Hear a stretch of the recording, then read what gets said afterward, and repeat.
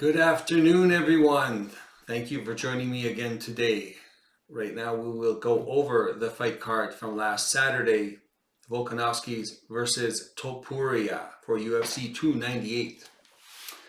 As usual, we'll set it up with the board and we'll simply go along the board from the most confident to the least confident, and we'll talk about the fights, what went down, what went right, what went wrong. So let's start. Nakamura, minus 1300. He was the most confident pick.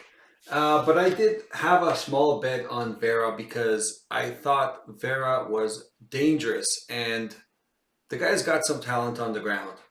And if you watch the fight, he had some good opportunities with some leg locks. And you know what? He almost got it. Like, it was close. Like, I was cheering for the guy.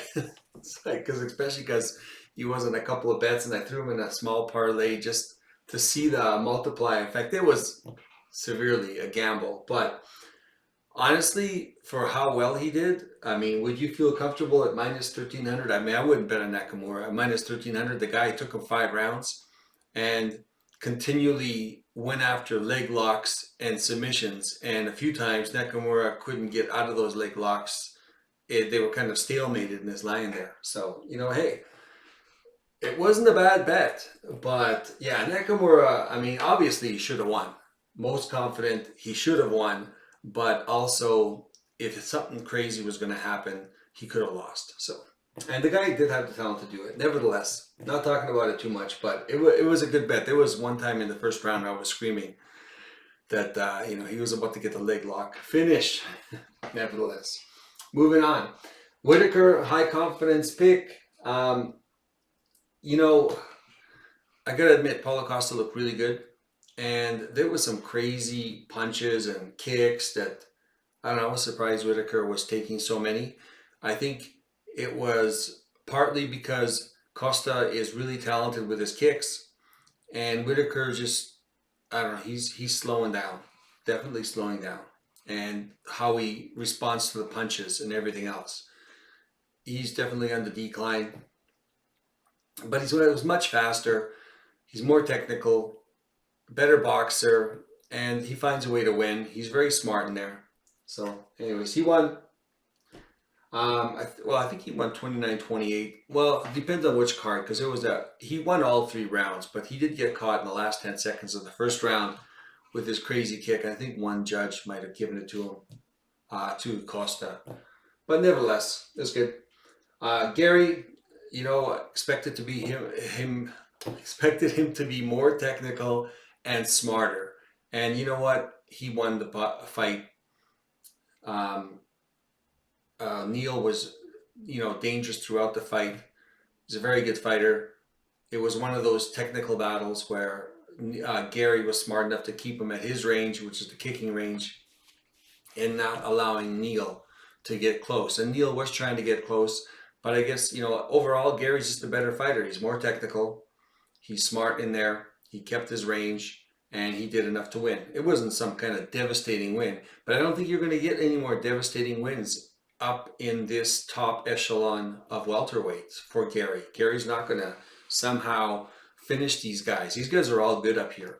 I think if you're going to fade Gary, it's coming if you don't like him, right? Moving on.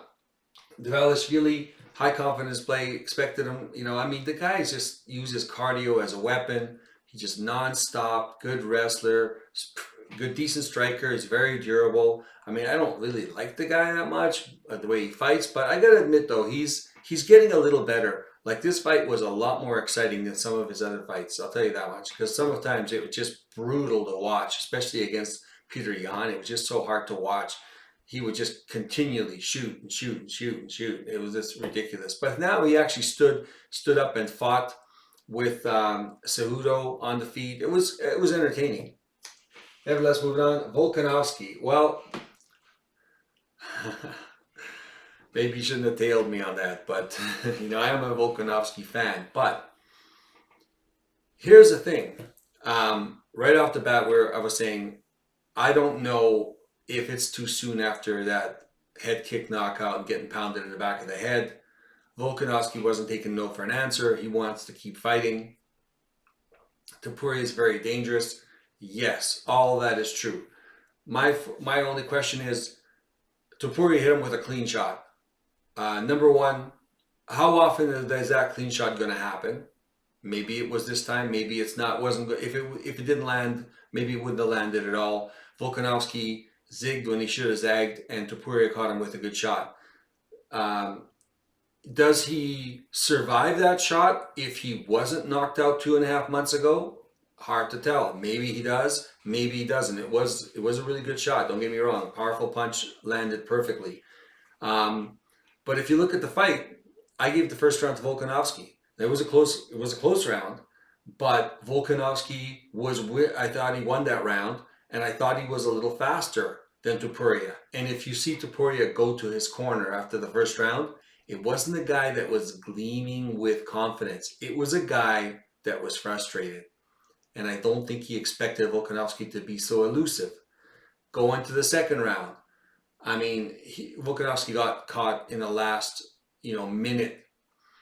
The first 3 minutes of the second round, Volkanovski clearly won that round. Not clearly as in like severely won it, but it was evident that Volkanovski was winning those exchanges much more than the first round. So up to that point, Volkanovski was actually winning. So Topuria doesn't rush him and catch him with that shot. That round was going to Volkanovski. And that was only the second round. Now, going into the fourth and fifth, that's when Volkanovski, and even the third, Volkanovski was going to turn it up, because we know he can go 5 rounds. So, he's 35, okay, all that. As much as we could say all that, if he doesn't get caught with that punch, what happens? And he got caught.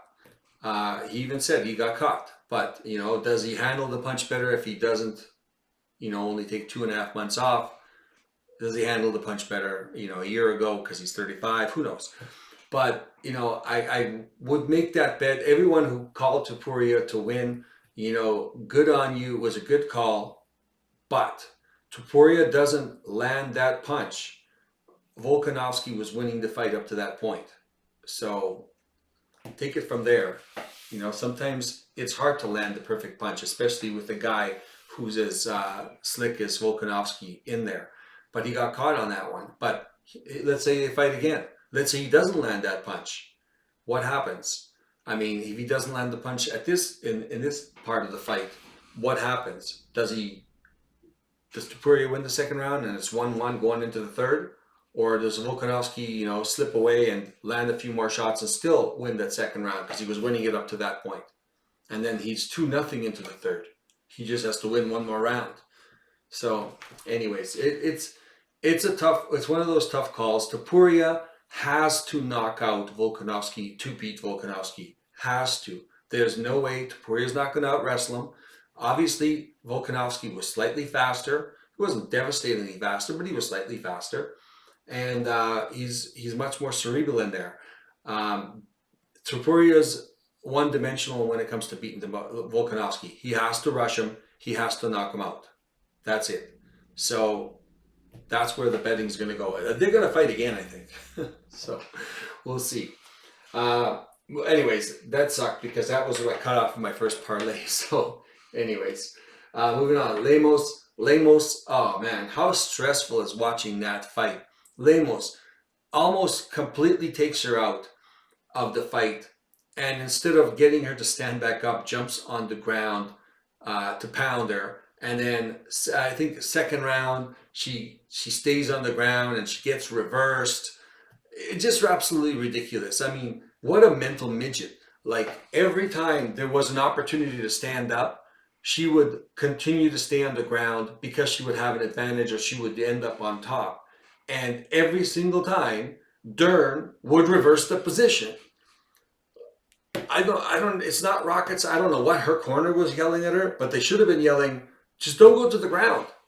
Like, don't go to the ground, because that's the only way she beats you. And it wasn't like Dern was taking her to the ground. Like a lot of times, Lemos would have the advantage and Dern would fall on the ground and Lemos would jump on top of her to finish her. But every single time, she doesn't finish her and gets reversed. Anyway, she was lucky. I had a bet on Lemos, and it was like right to the end. Could have gone either way, and went to Lemos, which is fine. But yeah, Lee, man, I don't think Maverick is any good. She sucks, actually. I can hardly wait to fade Maverick.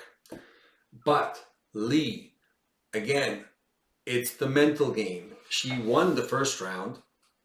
She came out guns blazing. She body slammed her, suplexed her, and then I don't know, just stopped throwing and just absorbed shots from a shorter opponent who has a shorter reach.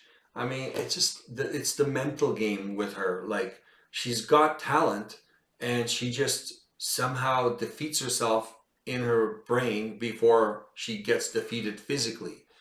Um, yeah, it was, she had the talent to do it, but she doesn't have the mental fortitude to do it. So, yeah, it was. I wasn't happy with it, and especially Maverick. I don't consider Maverick a very good uh, mixed martial artist. I'm gonna fade Maverick. If she's in the top 15, I'm gonna fade her every single time because she sucks. Like, I don't think she's good at all. And I don't think physically she's got the attributes to win. But it was disappointing. Lee defeated herself. She could have done much better, and yeah, it was a bad game plan. Kopylov, I really like Kopylov, and the first round he did a lot of damage to the body to Hernandez, and I was hoping he'd do a little more, but then eventually Hernandez kept turning it up, and Kopylov didn't hurt him enough to stop him from doing that. So Hernandez ended up winning. That was a pretty risky one, but I liked Hernandez. I actually, when I first looked at it, I picked Hernandez, and I thought about it, and I saw Hernandez not reacting to really good shots from Edmund Shabazian in the first round. I thought Kopylov could emulate that and possibly not fade like Shabazian did, and he did emulate it to some point. I would say Kopylov won the first round. It was close, but yeah, Kopylov won the first round, and then Hernandez just kept turning it up and turning it up and turning it up, and eventually caught Kopylov. So good on him, but yeah, these are two underdogs. I mean, realistically, actually, I had someone comment on one of my posts, and they said, "Oh, great, you picked all the favorites," and I'm there like, okay, what underdogs would you pick? And of course, no response. In reality, if you look at the board, there's only one favorite that lost, and that was Volkanovski. So, anyways, I won't call him out. I just left it at that because they didn't respond. I said, before the fights end, name me an underdog you'd play. And of course, no answer, right? Everyone's a critic, but no one's got an answer. And somebody else, what they say, they said Volkanovski was going to lose and Topuria was going to win. And I said, you know what, maybe, but thank you for the feedback, because anyone who's got the balls to say it ahead of the fight, I respect, because it's a prediction. It's like everything else. You never know what's going to happen, and you got to go with what you think. Anyways, I respect that, and always in all my podcasts, like definitely, I want to hear what you think, and let me look at it from a different perspective. Moving on, Elliot. You know what? I mean, Woodburn, he's definitely powerful. He's good. Elliott's just a dog in there. He absorbed a lot of punishment. Woodburn's just so short. I mean, he's powerful, but he's short. He's always going to be at that deficiency. In the end, he gets tired. It looks like he gassed it in the end. Elliott ended up winning that fight. It was, there was a few nail-biting moments, right? When Elliott was taking a lot of shots. And Woodburn's a pretty tough guy, and he's pretty talented. Like, I don't know how far he can go, but he's not a slouch in there. He's always dangerous, that's for sure. Ming Yang. You know what? It's as I was thinking. Ming Yang has got a great chin. He can absorb some punishment, this guy. And he went in there and he got tagged by Ribeiro, and he went right through it and then got close enough and tagged Ribeiro. And Ribeiro, I was questioning his chin. And of course, he got KO'd. Good for Ming Yang. I'm looking forward to watch him fight again. The guy's just a brawler. and he could take it. So yeah, that was a good call on that one.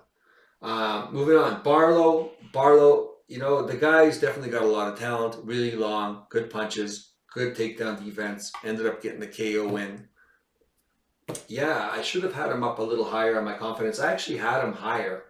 I had him up in this area here, and then I moved him down there just because it's his debut. De Lima, you know what? I had De Lima against the, you know, at the first Tafa brother he was supposed to fight, and I definitely had him in the second Tafa brother. And you know, and you saw how dangerous De Lima really is. Everyone thought he was out, but man, this guy leg kicked, KO'd this guy basically. And I think that's what was going to happen to the other Tafa too. A lot of people I know, actually everybody I think picked Tafa. The first Tafa, which is, what's it, just Justin Tafa and Junior. Is it Justin Tafa and Junior Tafa? Anyways, Justin Tafa, everyone had him. I still picked the Lima. I thought he was going to do really good with the leg kicks. Junior Tafa, you know, I mean, it was a last minute substitute, granted. Maybe it would have ended up differently with the other Tafa. I still went with the Lima just because of the leg kicks, and you know, I mean, the other Tafa is more dangerous, I guess, with his hands. Again, it was a low confidence pick. Definitely should have moved up higher confidence, you know, because of the last minute substitution. Yeah, so there you go. Overall, what did we get?